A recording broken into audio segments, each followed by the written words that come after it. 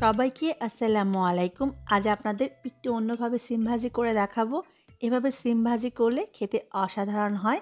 ভাতের সাথে মাছ মাংস কিছুই লাগবে না যদি এই সিম ভাজি থাকে। আশা করি আমার আজকের রেসিপি আপনাদের ভালো লাগবে। রেসিপি ভালো লাগলে প্লিজ আমার চ্যানেলকে সাবস্ক্রাইব করে অনুরোধ রইল। সিম ভাজি করার জন্য আমি আজকে এখানে 3 থেকে 400 গ্রামের মতো সিম খুব ভালো করে ধুয়ে কেটে নিয়েছি। আমি সিমগুলোকে এরকম মাঝারি সাইজ করে কেটে নিয়েছি। আপনি চাইলে আরেকটু ছোট করেও কেটে নিতে পারবেন। একটা মসল্লা বানাবো, সেজন্য নিয়ে নিয়েছি 1 টেবিল চামচ পরিমাণ সাদা সরিষা। আপনি কালো সরিষা ব্যবহার করলে হাফ টেবিল চামচ ব্যবহার করবেন, কারণ কালো সরিষাটা অনেক ঝাঁঝালো থাকে। দিয়ে দিয়েছি 3 টা শুকনা মরিচ। এবার দিয়ে দিব একটা কাঁচা মরিচ। আপনি ঝাল কতটুকু খাবেন তার উপর ডিপেন্ড করে মরিচের পরিমাণটা কম বেশি করে নিতে পারেন। আর সরিষা বাটার সময় কাঁচা মরিচ আর লবণ দিয়ে যদি বাটেন তাহলে কিন্তু সরিষাটা আর তিতা লাগে না। আমি 3 কোয়া রসুন দিয়ে দিলাম। দিয়ে দিব স্বাদ অনুযায়ী লবণ। এবার সামান্য একটু পানি দিয়ে সবগুলা উপকরণ একত্রে বেটে নিব। সবগুলো উপকরণ আমি একত্রে বেটে নিয়েছি। চলে যাব রান্নায়। রান্না করার জন্য চুলায় একটি হাঁড়িতে দিয়ে দিব 2 টেবিল চামচ পরিমাণ রেগুলার খাবার তেল। তেলটা একটু গরম হলেই দিয়ে দিব হাফ কাপ পরিমাণ পেঁয়াজ কুচি। এবার পেঁয়াজটাকে আমি সামান্য একটু ভেজে নিব। পেঁয়াজটা ব্রাউন কালার হওয়ার কোনো প্রয়োজন নেই। একটু নরম হলেই আমি এর মাঝে বেটে রাখা মশলাটা দিয়ে দিব। এবার মশলার বাটিটা ধুয়ে আমি সামান্য একটু পানি দিয়ে দিব।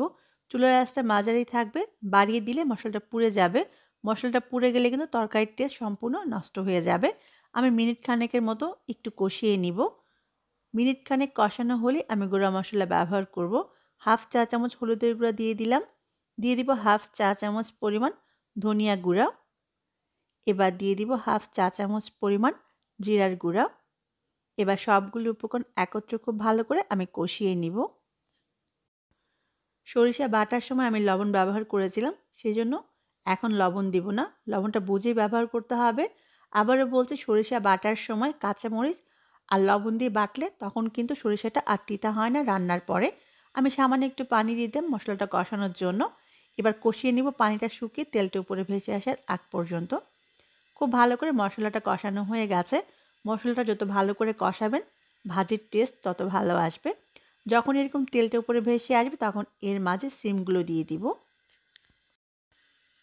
সিমগুলো দেওয়ার পরে খুব ভালো করে নেড়ে মিশিয়ে দিব। এই রান্নাটা শুরু থেকে শেষ পর্যন্ত আমি চুলার আঁচটা মাঝারি রেখেই করব। আবারও বলছি, খেয়াল রাখবেন কোনোভাবেই যাতে নিচে লেগে না যায়। নিচে লেগে গেলে কিন্তু ভাজির টেস্টটা একেবারেই নষ্ট হয়ে যাবে। মিনিট খানেকের মতো কষিয়ে আমি এর মাঝে পানি দিয়ে দিব সিমগুলো সেদ্ধ হওয়ার জন্য। আপনার যদি মনে হয় সিম থেকে যে পানিটা বের হবে এতেই সিমটা সেদ্ধ হয়ে যাবে, তাহলে পানি দেওয়ার দরকার নেই। আমি এখানে হাফ কাপ পানি দিচ্ছি, কারণ এই ভাজিতে কোনো রকম ঝোল থাকবে না, একেবারে শুকনা শুকনা হবে। এবার খুব ভালো করে নেড়ে মিশিয়ে আমি রান্না করে নেব সিমটা সম্পূর্ণ সেদ্ধ হওয়ার আগ পর্যন্ত। আমি সিমগুলোকে ঢেকে 10 থেকে 12 মিনিটের মতো রান্না করেছি। সিমটা সম্পূর্ণ সেদ্ধ হয়ে গেছে, আর এর মাঝে অবশ্যই 2 একবার নেড়ে দিবেন যাতে নিচে লেগে না যায়। দেখুন সিমটা সেদ্ধ হয়ে গেছে, কিন্তু এখনও গায়ে সামান্য একটু পানি আছে। এখন আমি ঢাকা ছাড়াই এই পানিটুকু সম্পূর্ণ টানিয়ে নেব। 3 থেকে 4 মিনিট ভেজে নেওয়ার পরেই দেখুন পানিটা সম্পূর্ণ শুকিয়ে একেবারে শুকনো শুকনো হয়ে আসছে। ভাজিটা আমার প্রায় হয়ে গেছে। এই পর্যায়ে আমি 2 থেকে 3 টেবিল চামচ পরিমাণ ধনেপাতা কুচি দিয়ে দিব। এবার খুব ভালো করে নেড়ে মিশিয়ে আমি চুলা থেকে নামিয়ে নিব। আর নামানোর আগে অবশ্যই লবণটা চেক করে নেবেন, লবণ ঠিক আছে কিনা। দেখলেন তো কত সহজেই তৈরি হয়ে গেল সরিষা দিয়ে সিম ভাজি। অবশ্যই একবার হলেও বাসায় রান্না করবেন আর আমার কমেন্ট বক্সে জানাবেন কেমন হলো। গরম ভাতের সাথে এই সিম ভাজিটা খেতে অসাধারণ লাগে। সবাই অনেক ভালো থাকবেন, আমার জন্য দোয়া করবেন। আবারও দেখা হবে। আল্লাহ হাফেজ।